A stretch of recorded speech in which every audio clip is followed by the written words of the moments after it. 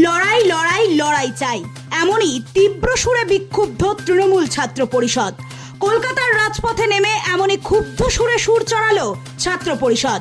তৃণমূলের ঝান্ডা হাতে কলকাতা বিশ্ববিদ্যালয়ের মূল ফটক ঘিরে বিক্ষুব্ধ হয়ে ওঠে ছাত্ররা।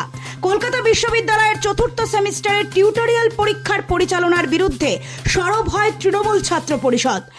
আন্ডার গ্রাজুয়েট কলেজে ক্যালকাটা ইউনিভার্সিটির আন্ডারে সমস্ত কলেজে সেমিস্টার 4 তাদের টিউটোরিয়াল এক্সামিনেশনের নোটিশ ইতিমধ্যেই ক্যালকাটা ইউনিভার্সিটি করেছে অথরিটির তরফ থেকে, এবং কোনো জায়গাতেই সম্পূর্ণভাবে ক্লাস কমপ্লিট হয়নি, তার বিরুদ্ধেই একটা অবজেকশন জানিয়ে সাধারণ ছাত্রছাত্রী যারা সেমিস্টার 4-এর আমাদের ছাত্রছাত্রী রয়েছে, আমাদের ছোটো ছোটো ভাই বোনেরা, তাদের ভবিষ্যতের কথা মাথায় রেখে তৃণমূল ছাত্র পরিষদের পক্ষ থেকে বিভিন্ন কলেজ থেকে ডেপুটেশন এবং centrally deputation central Kolkata TMCP, north Kolkata TMCP থেকে দেওয়া হচ্ছে আজকে ক্যালকাটা ইউনিভার্সিটিতে।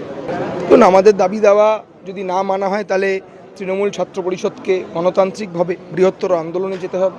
এবং বিগত বেশ দু এক বছর ধরে আমরা দেখছি এই ইল্লিগাল ইন্টারিম উপাচার্য যিনি বসে রয়েছেন এই ইউনিভার্সিটিতে ঘুষপেটিয়া অনুপ্রবেশকারীর মতন, তিনি একটার পর একটা ছাত্রদের বিরুদ্ধে তাদের কেরিয়ারের কথা না ভেবে একটার পর একটা ডিসিশন নিয়ে যাচ্ছে, এবং তার প্রতিবাদেই তৃণমূল ছাত্র পরিষদ বিগত 2 বছরে সরব হয়েছে।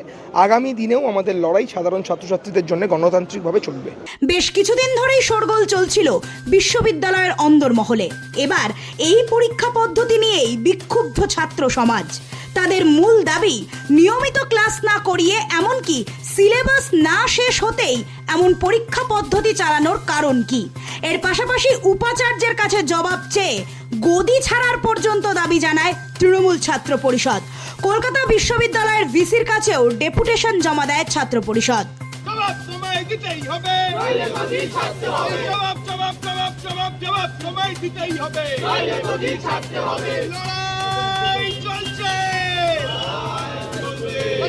Bureau report, Nobel Bangla.